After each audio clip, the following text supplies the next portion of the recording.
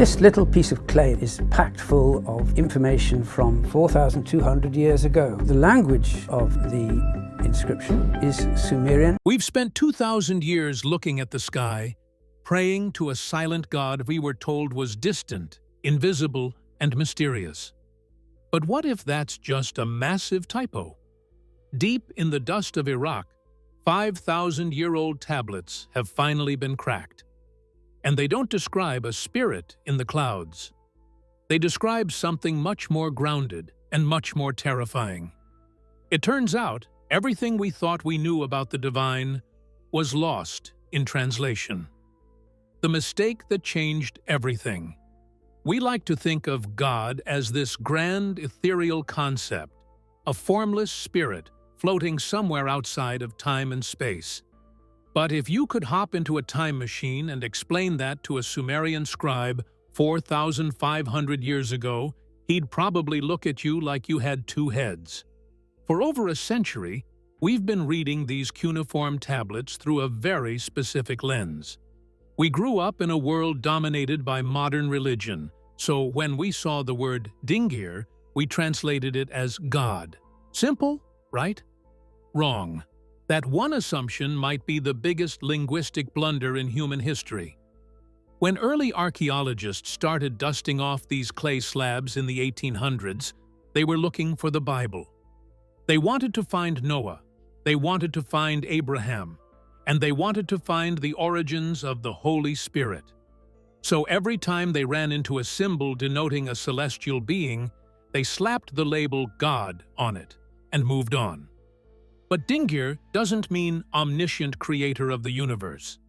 In its most literal, raw form, the cuneiform sign for Dingir is a star, but not a star you wish upon. It represented a high one or a shining one who was physically present. The tablets describe these beings not as ghosts, but as biological, breathing entities who got tired, got hungry, and most importantly, got angry. We've been taught that the divine is a moral force, but the cuneiform tells a much more gritty, almost corporate story. The gods weren't looking for your soul, they were looking for results. When you look at the decoded syntax of the Enuma Elish or the Atrahasis, the relationship isn't one of worship, it's one of jurisdiction. The mistake we made was spiritualizing a text that was meant to be a technical manual. We took words that described physical presence and turned them into metaphors. For example, the term melamu. For decades, scholars translated this as divine glory or holiness, the kind of glow you see in a Renaissance painting. But the new decryption suggests something far more literal. Melamu was described as a terrifying physical mask, or a garment that could be put on and taken off. It caused the skin to tingle and the hair to stand up. It wasn't a feeling of God, it was a physical effect of being near them. By turning these beings into gods with a capital G, we stripped away the most shocking part of the record. The fact that the ancients didn't believe in their gods, they observed them. They treated them like high-ranking officials with advanced technology. When we mistranslated the word for heaven, An, we pictured a pearly gate paradise. But in the original cuneiform, An simply means the up. It was a location, a place you could theoretically go if you had the right chariot. We've spent centuries trying to bridge a gap between us and a silent, invisible creator because we mistranslated the very nature of the players. We turned a physical history into a mystical mystery. By correcting this one pivot point, by realizing these weren't spirits but residents, the entire timeline of human origin begins to shift. It turns out, we haven't been ignored by a distant god. We've been reading the wrong manual. But if these beings were as physical as the tablets claim, then the way they ran the world looks less like a religion and more like a massive construction project. The bureaucracy of heaven, forget the image of gods sitting on fluffy clouds playing harps. According to the latest decipherments of the administrative lists found in Shurupak and Nippur, heaven functioned a lot more like a high-stakes corporate headquarters than a mystical paradise. We've always looked at ancient pantheons as a colorful collection of myths, but the cuneiform tablets suggest something much more rigid, a massive, terrifyingly efficient bureaucracy. These weren't just gods of the wind or gods of the grain. They were department heads with specific quotas, operating within a hierarchy called the Anunnaki. The tablets reveal a structure that would make a modern CEO sweat. At the top, you had the executive board, the Council of Seven, who decreed the fates. But below them, a sprawling network of Igigi, the worker-class deities who were responsible for the heavy lifting. The word we've translated as divine providence for years actually appears in these texts as Parzu, or in the later Akkadian, Mi. These weren't abstract blessings. The Mi were described as physical objects, almost like data disks or blueprints, that contained the rules for everything from weaving cloth to high-level metallurgy and even the art of war. If a god didn't have the Mi, they didn't have the power. It wasn't about their divinity. It was about their access to the tech. This completely flips our understanding of God's will. In the tablets, when something went wrong, a flood, a drought, a city falling, the people didn't blame it on their own sins in a moral sense. They blamed it on a bureaucratic failure. They believed the gods were managing the Earth's resources, and we were essentially the maintenance crew. The relationship was strictly contractual. There's a startling lack of love in these early texts.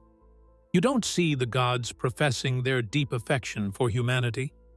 Instead, you see them complaining about the noise levels.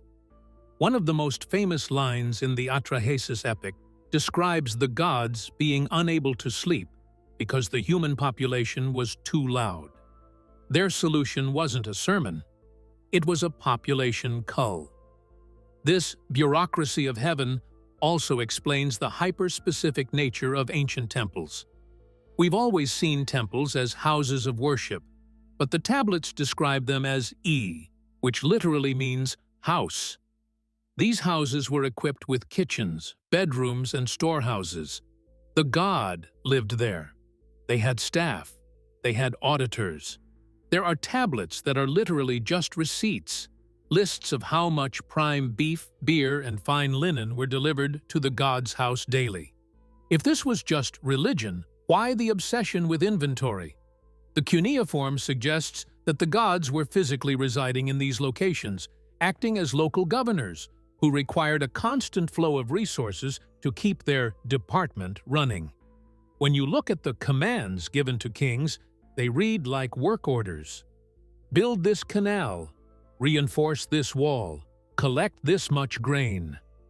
The king wasn't a spiritual leader, he was a liaison officer.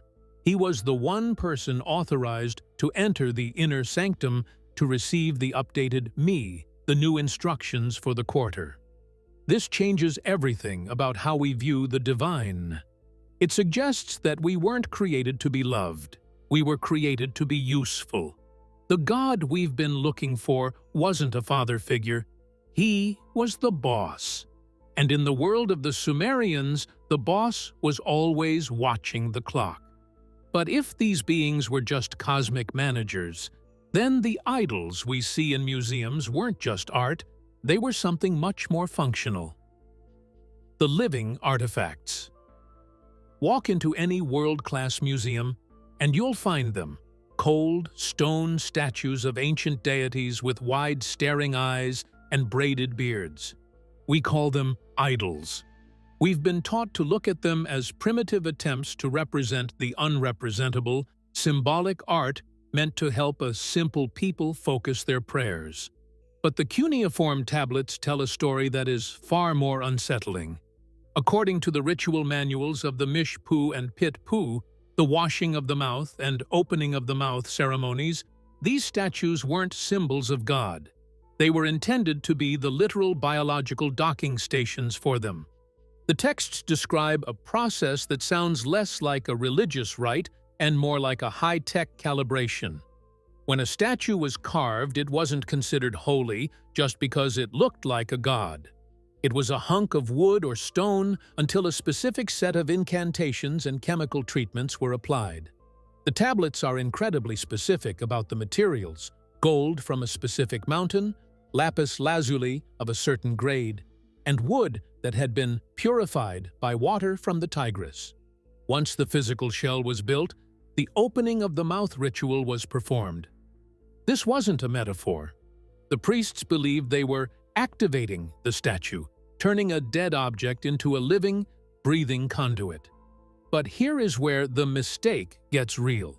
We've always assumed the ancients were fooling themselves into thinking the statue could hear. However, the cuneiform descriptions of these activated statues suggest a function we've completely overlooked: the interface. The tablets record that once the ritual was complete, the god would clothe themselves in the statue. This matches the concept of malamu we discussed earlier.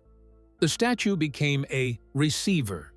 When the king stood before the statue, he wasn't talking to a rock. He was talking to a physical being who was using that statue as a remote terminal. This explains why the ancients went into a total societal meltdown if a statue was captured by an invading army. If it were just a symbol, you'd just carve another one, right? But the tablets show that the theft of the gods was a catastrophic loss of communication. If the statue, the hardware, was taken, the software, the connection to the deity, was severed. The god was no longer present in the city. The city was abandoned.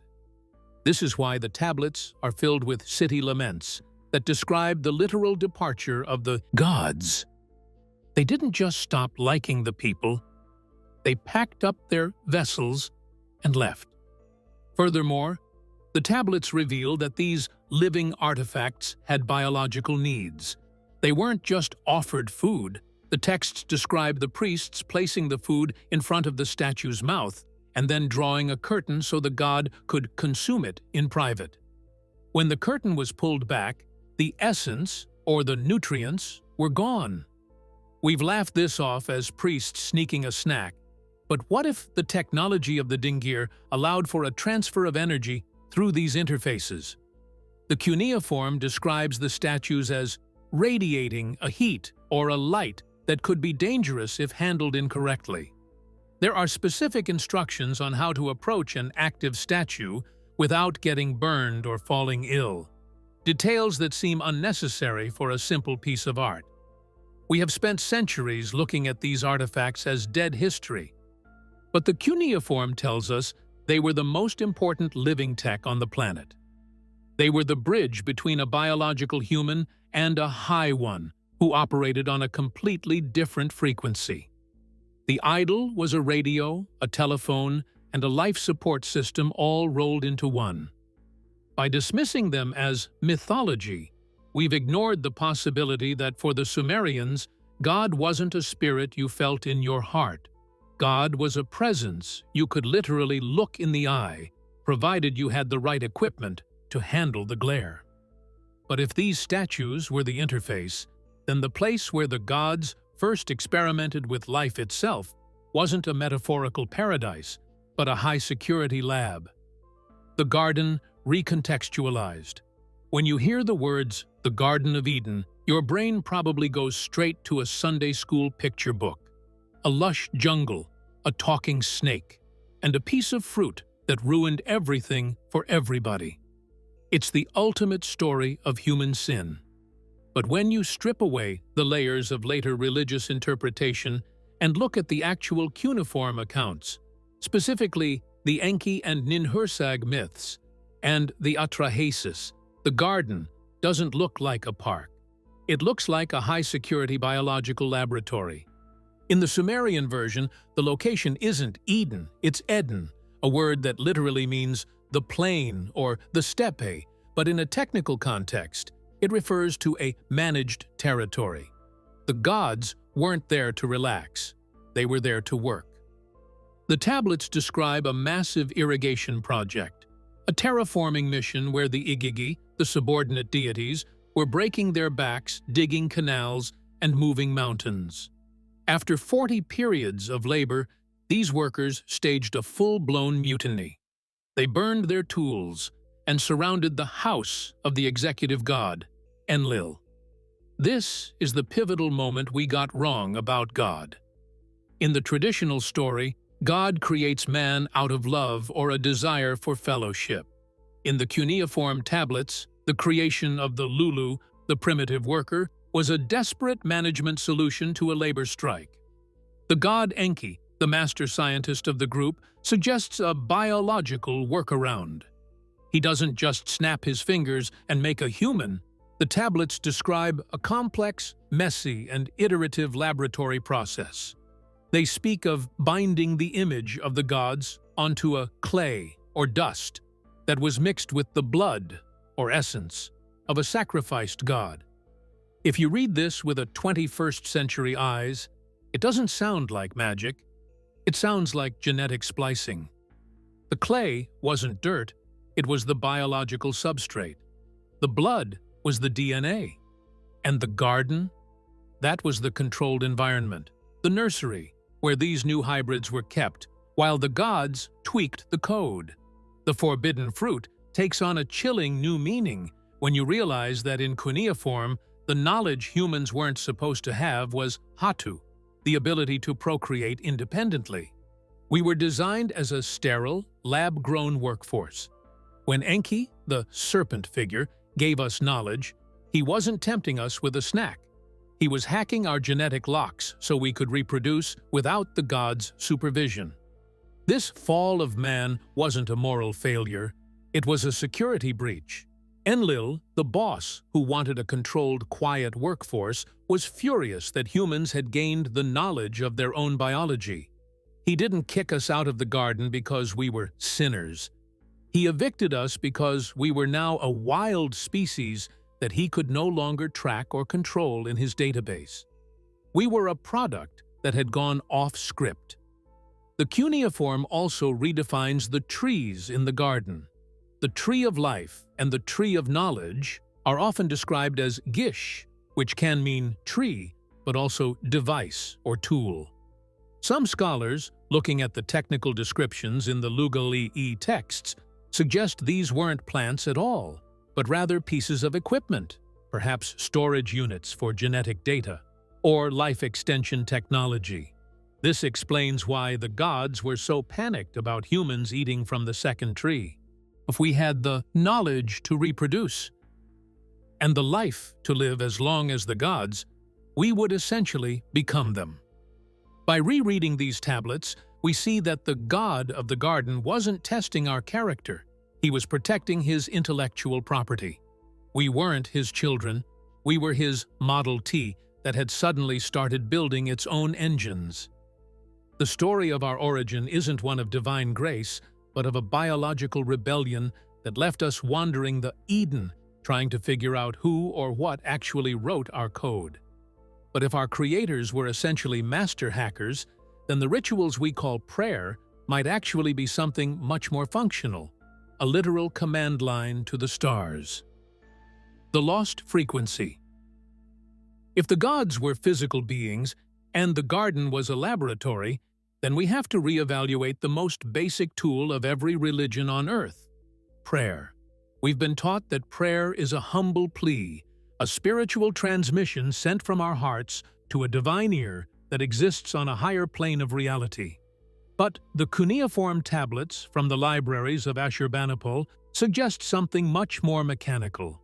In the ancient world, prayer wasn't a feeling, it was a frequency. The Sumerian word for an incantation or a ritual prayer is in. In many contexts, this term is linked to the concept of a shining or ringing sound. When you look at the instructions for the priests, the Kalu or the lamentation priests, they weren't just reciting poetry. They were experts in acoustics. They used specific drums like the yubi, the lilis, and the meze, and they sang in a specific artificial dialect called emissal. This wasn't the language spoken on the street. It was a high-pitched tonal language used exclusively to communicate with the gods. The tablets suggest that the gods were tuned to specific vibrational signatures. If you didn't hit the right note, they didn't hear you, not because they were ignoring you, but because the hardware wasn't picking up the signal. The cuneiform text described these prayers as soothing the heart of the deity, but the technical descriptions read more like calming a frequency or aligning a connection. This wasn't about being good or fidèle or pious. It was about being resonant. This is where it gets truly wild. The tablets detail how certain incantations could physically alter the environment. They speak of words that could open the doors of heaven or make the earth tremble. In our modern arrogance, we've dismissed this as primitive magic. But what if N was a form of sonic technology? We know today that specific frequencies can shatter glass, heal bone, or even manipulate cellular structures. The Sumerians claimed their songs could command the me, those technological blueprints we talked about earlier. If you look at the structure of a Sumerian temple, it was designed like a giant resonator. The thick mud brick walls, the specific dimensions of the Holy of Holies, and the use of precious metals weren't just for show. They were built to amplify the lost frequency. The priests were essentially technicians who knew the dialing code for the Anunnaki. This is why the tablets are so obsessed with the exact pronunciation of words. If a priest tripped over a syllable, the ritual was ruined. Why? Because a typo in a command line crashes the program. This realization changes the very nature of worship. In the cuneiform world, you didn't worship a god to be a better person. You worshipped to maintain the link. You were keeping the comms open. The tablets describe the lament of the spirit of the heart, a text used to appease an angry god. When you read it through this new lens, it sounds like a technician trying to stabilize a fluctuating power source. The god isn't offended by your sins. He's reacting to a disruption in the energetic field of the city. We've spent thousands of years shouting into the void, wondering why the heavens are silent. But the tablets suggest the silence isn't because God isn't there. It's because we've lost the remote. We've forgotten the tonal language, the precise frequencies, and the acoustic science that the Sumerians used to call down the dinger. We've turned a physical communication system into a silent internal monologue. We are like people trying to make a phone call by staring at a dead battery and hoping for the best. But if this technology was so effective, why did it disappear? The answer lies in a deliberate sanitization of history that started much later than you'd think. Why this was hidden? If the cuneiform tablets are this explicit, why aren't we taught this in school? Why isn't every theology department on the planet screaming about biological docking stations and genetic labor strikes? The answer isn't just a simple conspiracy, it's a case of institutional sanitization. When these tablets were first unearthed in the mid-19th century, the people holding the shovels weren't objective scientists. They were Victorian-era explorers, often funded by religious institutions or driven by a desire to prove the truth of the Bible. When they hit the motherlode of Sumerian literature, they didn't find a confirmation of their faith. They found a scandal. They found a version of God that was messy, physical, and most disturbingly plural. To protect the religious sensibilities of the time, the translators did what any good editor does. They smoothed out the rough edges. They took the word Elohim from the Hebrew Bible, which is a plural word, and insisted on translating it as a singular God. They took the physical descriptions of the dingir and turned them into metaphors or poetic flourishes. They effectively put the Sumerian gods through a filter of 19th-century monotheism. But it wasn't just the Victorians. Academia has its own form of hiding the truth through the use of dense, impenetrable jargon. If you want to find the real meaning of these texts, you have to dig through thousands of pages of philological commentary where the most explosive details are buried in footnotes about grammar. By framing these stories as mythology, Scholars safely tucked them away in the fiction section of history. Calling it a myth is a way of saying, this isn't real, so you don't have to take the technical details seriously. There was also a deep-seated fear of what these translations implied about human sovereignty. If the tablets are right, then we aren't the center of the universe. We aren't the chosen children of a loving creator. We are a product that survived its creator's departure. That's a hard pill for any civilization to swallow. It's much easier to promote the idea of a silent, invisible God who will judge you in the afterlife than to admit we might be the leftover workforce of a group of visitors who used the Earth as a mining colony and a laboratory. Even today, as AI and high-resolution imaging make it easier to read the thousands of tablets still sitting in museum basements, there is a pushback. We are seeing a tug-of-war between the traditionalists who want to keep the gods spiritual and a new wave of researchers who are looking at the texts as data.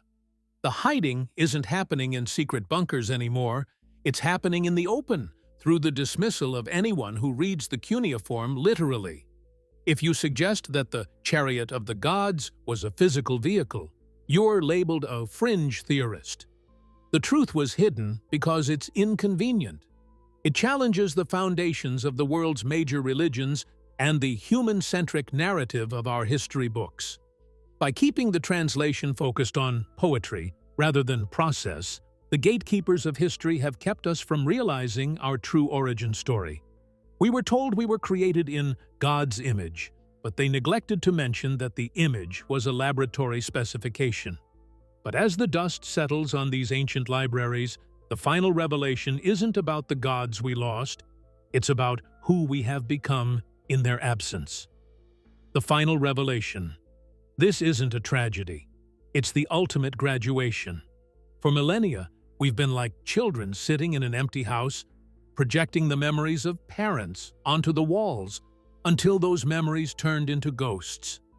We've been praying to a dial tone, waiting for a response from a frequency we no longer know how to tune into. But the cuneiform tablets suggest that the silence of the heavens isn't an abandonment, it's an inheritance. When we realize that the gods were biological entities with their own flaws, their own hierarchies, and their own agendas, the spell of our own inferiority is broken. For centuries, we've felt small and inherently broken, crushed under the weight of a divine perfection we could never reach. But the tablets show us that we aren't sinners in the hands of an angry God. We are a species that has outlived its creators. We are the Lulu that grew up. We took the genetic me, the blueprints and the code, and we built a civilization that our creators likely never intended for us to possess.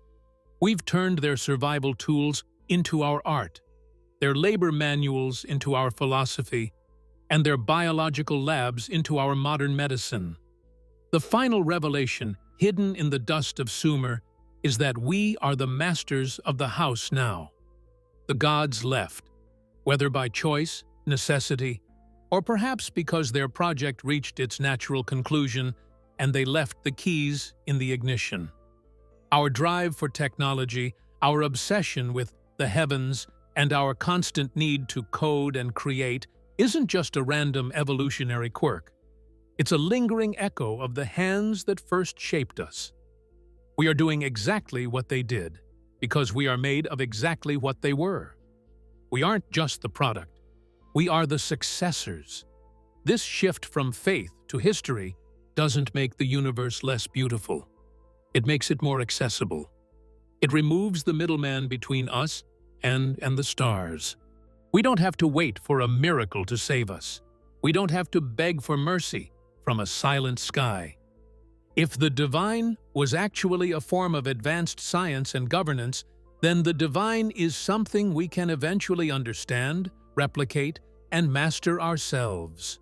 It means our destiny isn't to be saved by a god, but to evolve into what they were. We are finally at a point in our development where we can look back at the cuneiform tablets and say, we understand now. We aren't looking at myths anymore. We're looking at a mirror. The gods didn't just give us life, they gave us their potential.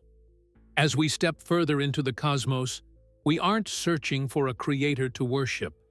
We are stepping out to take our place among the shining ones. The tablets have been deciphered, the secret is out. And the silence of the heavens? It's finally our turn to fill it with our own voice. The story of the Cuneiform tablets is the story of a long overdue awakening. We have transitioned from a species that cowers before the unknown to one that reads the blueprints of its own creation. The gods of the ancient world may have been physical, flawed, and distant, but the legacy they left behind is anything but. By decoding their language, we have unlocked a new understanding of our place in the universe, not as servants to a mystery, but as heirs to a legacy of incredible power.